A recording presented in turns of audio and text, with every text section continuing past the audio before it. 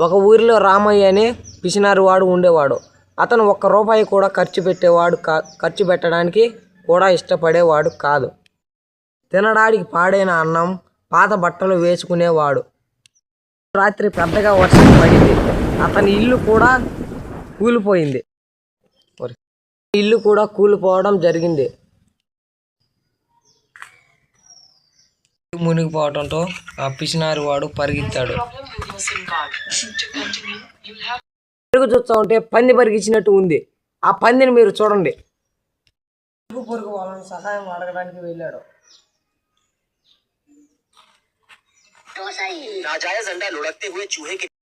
పరుగున వాళ్ళిద్దరూ అక్కడికి వచ్చారు. పడి ఉన్న ఇల్లు చూసి బాధపడుతున్నారు.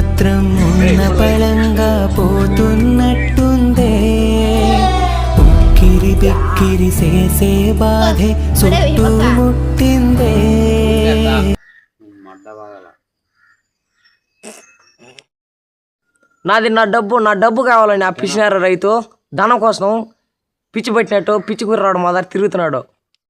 లోపలికి వెళ్తున్నాడు ఆ పిసినారి రైతు.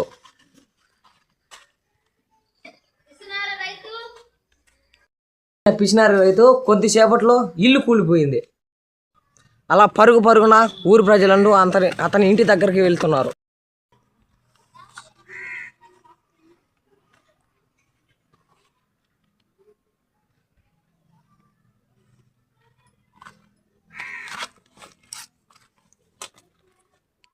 మరుసటి రోజు అక్కడ శవమై పడి ఉన్నాడు.